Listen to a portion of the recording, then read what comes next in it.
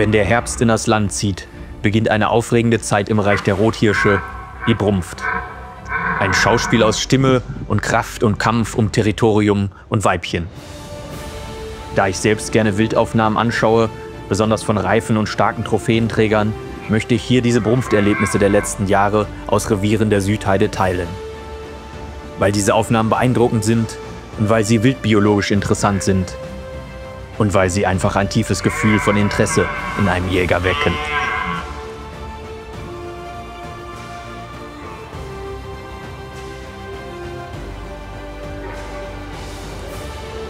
Rothirsche sind unsere größte jagdbare Wildart.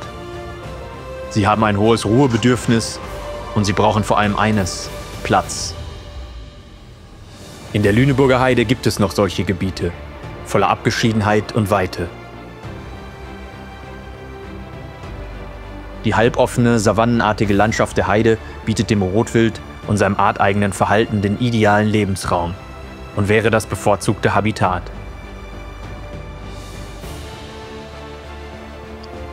Störungen durch den Menschen und fehlende Fläche drängt die Tiere jedoch oft in den Wald, wo es dann zu Schäden kommen kann und Konflikte vorprogrammiert sind.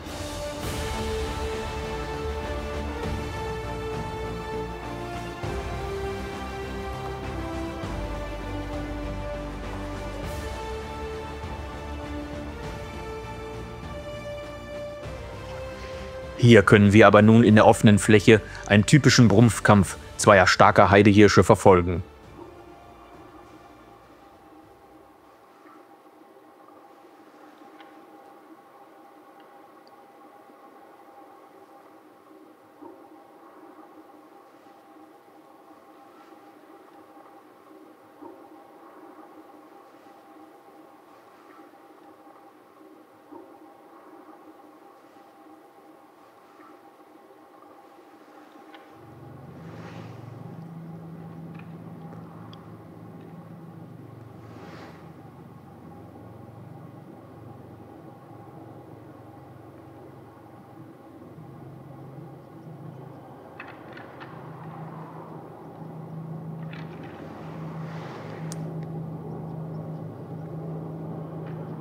Der Kampf endet nicht einsehbar, aber der Verlierer zieht deutlich verausgabt zurück in den Wald. Und der Platzhirsch meldet seinen Erfolg in den Abendhimmel.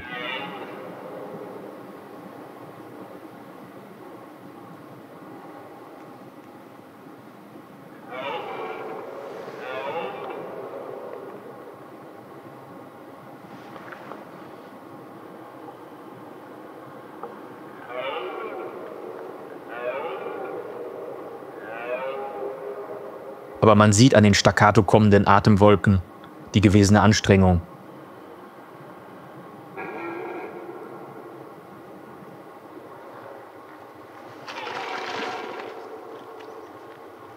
Trotzdem findet er kurze Zeit später die Kraft, ein paar Beihirsche wegzubringen. Das sind natürlich keine Gegner, sondern nur junges Gemüse, aber trotzdem stört es den starken Hirsch, dass sie sich in der Nähe seines Kahlwildes zu schaffen machen.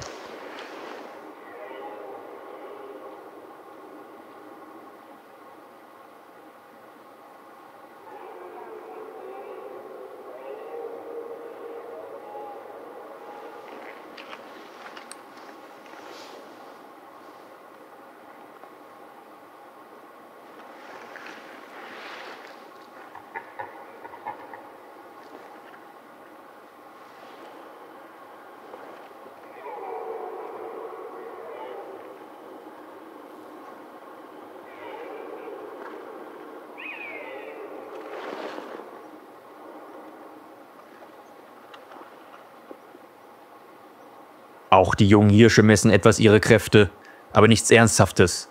Und so lassen wir es mit diesem schönen Anblick Abend werden.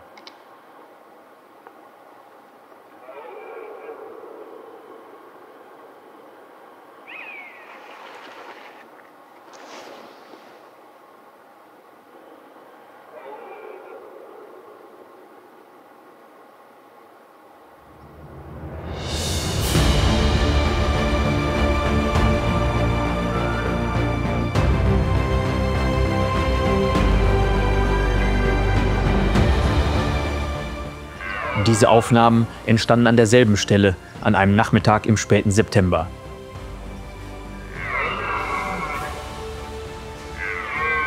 Ich finde diese Aufnahmen besonders ansprechend, da sie mir getarnt vom Boden aus gelungen sind, was perspektivisch wunderbar anzuschauen ist. 2 Hirsche stehen hier bei einem kopfstarken Rudel.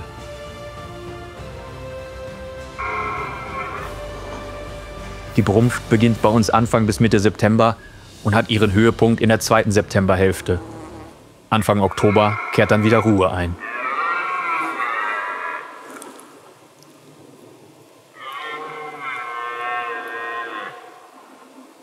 In der Brunft ziehen die Hirsche zum Kahlwild und es finden sich Hirsche am Brunftplatz ein, die mitunter 10 oder 20 Kilometer weit entfernt den Rest des Jahres verbringen, oftmals in Hirschrudeln oder als Einzelgänger in irgendeinem abgelegenen Bruchgelände. Aber zur Brunft zieht es sie jedes Jahr wieder an die bekannten Stellen.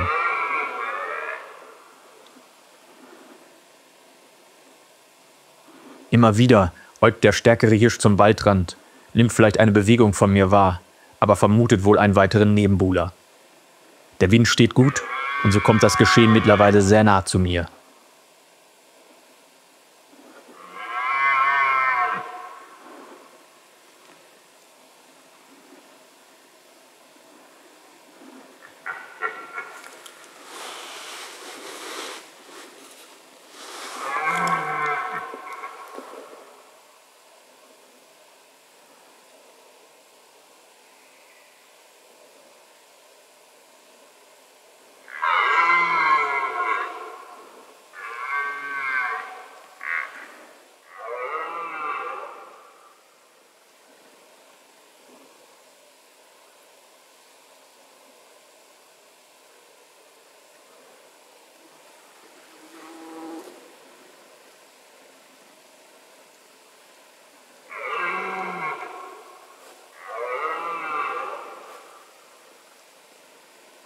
Der Ruf des Hirsches geht durch Mark und Bein und die Stimmung schaukelt sich nun etwas hoch.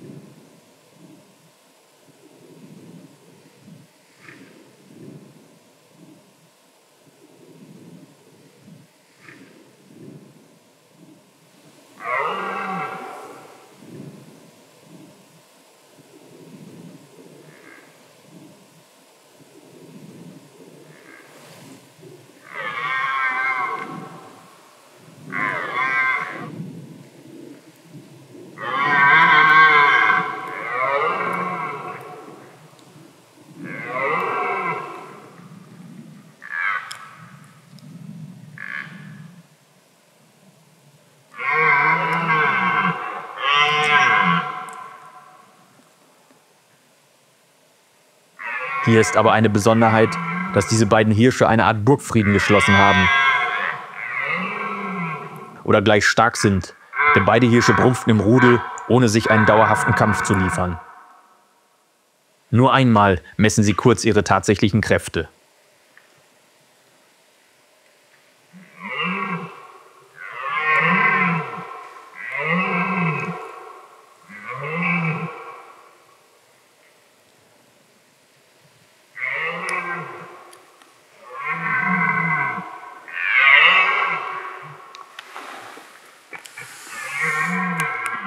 Deutlich ist hier auch zu sehen, wie das Kahlwild hin und her getrieben wird.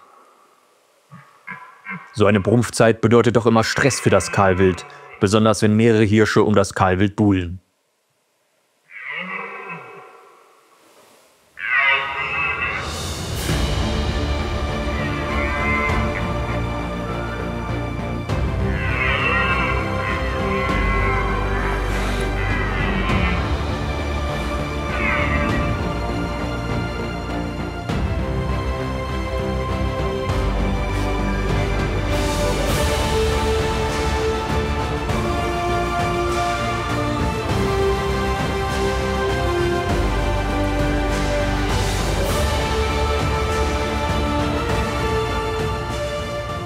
In einem anderen Jahr, an derselben Stelle, kann ich wieder einen bekannten Hirsch mit einem großen Brumpfrudel filmen.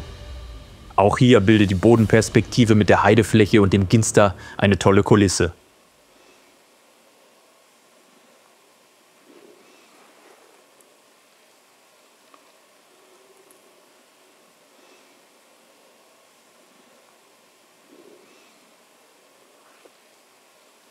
Der Hirsch ist nicht alt und die Hirsche in der Heide werden nicht so stark wie in Mecklenburg-Vorpommern oder Ungarn. Das liegt an Faktoren wie Nahrung, Genetik und Bodenbeschaffenheit.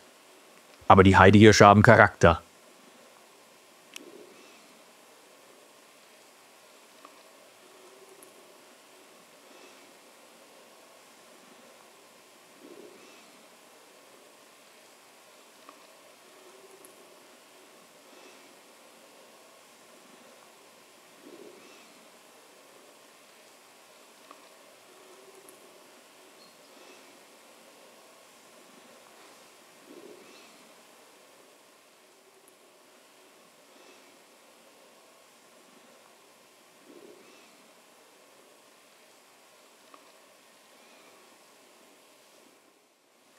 Der Hirsch ist ein typischer Kronenzwölfer mit relativ schwachem Wildkörper. Aber er scheint das Rudel für sich allein zu behaupten.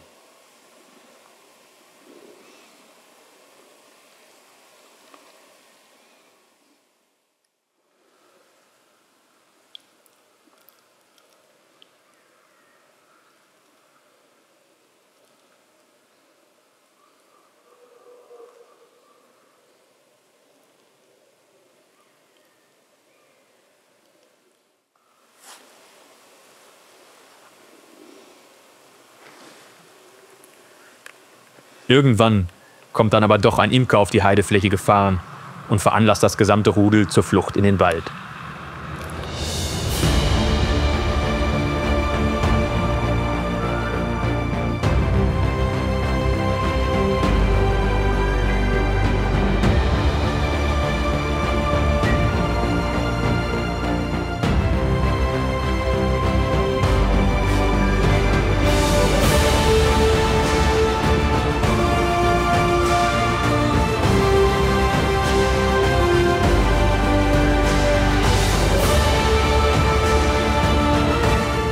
Hier nochmal ein ernsthafter Kampf, den ich im letzten Jahr aufnehmen konnte. Hier geht es wirklich ans Eingemachte und die beiden Hirsche schenken sich nichts. Gut zu sehen ist hier auch, warum ein vielendiges Geweih Vorteile hat. So werden die Geweihe gut ineinander verankert und vielleicht kommt es so zu weniger Verletzungen am Wildkörper. Wir lassen das Kräftemessen nun einfach mal in voller Länge auf uns wirken.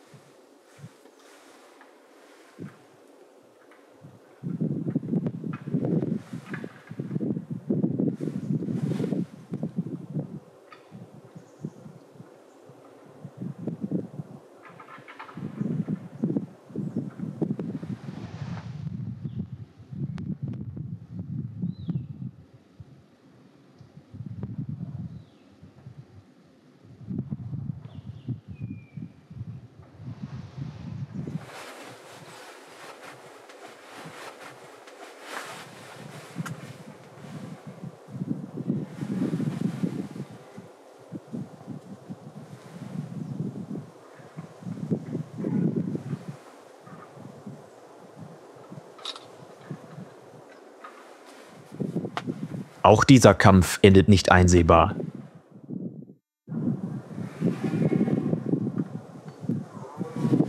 Der vermeintliche Sieger triumphiert auf der Fläche.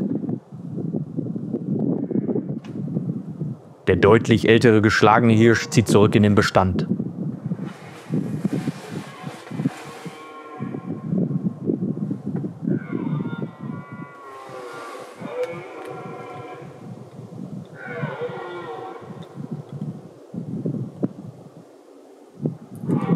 Gut sind hier auch Zeichen für einen alten Hirsch zu sehen. Tiefsitzende Stangen bzw. Rosenstöcke, Gewichtsverteilung auf dem vorderen Wildkörper, graues Haupt. Die zerrissenen Lauscher und die Geweihform sprechen ebenfalls für einen alten Hirsch.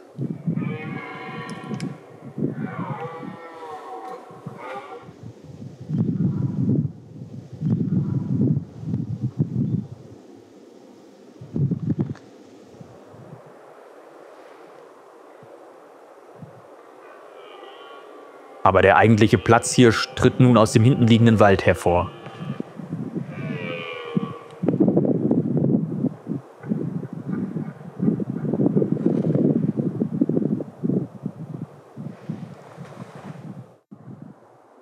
Auch hier sieht man deutlich aufgrund der Körperform den älteren Hirsch. Die Vorderläufe stehen schon weit unter dem Wildkörper.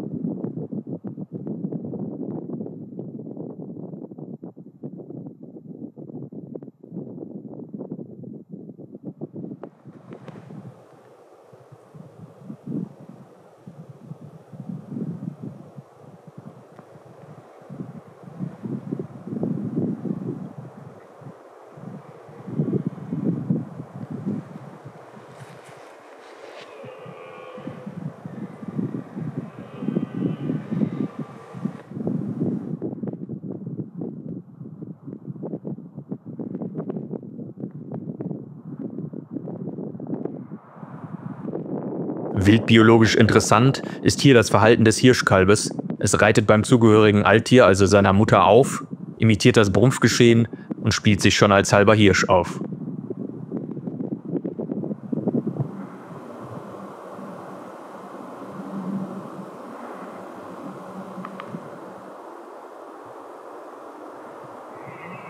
Im letzten Licht nimmt das Brumpfgeschehen nochmal Fahrt auf und diese Nacht hindurch wird man an einigen Stellen in der Lüneburger Heide die Hirsche hören können.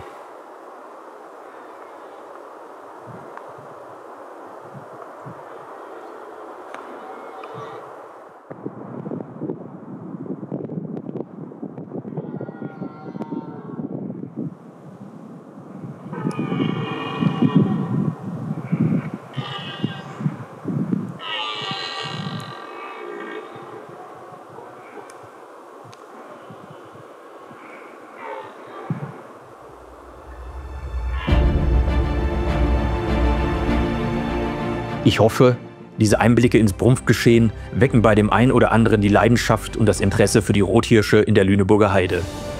Für das Rotwild als Wildart wird vor allem entscheidend sein, inwieweit wir in Deutschland störungsfreie großräumige Gebiete erhalten können. Nur so können gesunde Wildbestände mit einem optimalen Altersklassenaufbau existieren und nur so kann ein Hirsch auch alt werden und zum Platzhirsch reifen. Die Hirsche zeigen uns somit in einer schonungslosen Klarheit, wie es um uns und unsere Wildnis bestellt ist. Wir als Jäger und als gesamte Gesellschaft sind deshalb gefordert, den wenigen verbliebenen Lebensraum des Rotwildes zu sichern und ihnen ein artgerechtes Verhalten zu ermöglichen, damit sie auch in Zukunft in den Weiten der Lüneburger Heide ein Brumpfspektakel liefern können.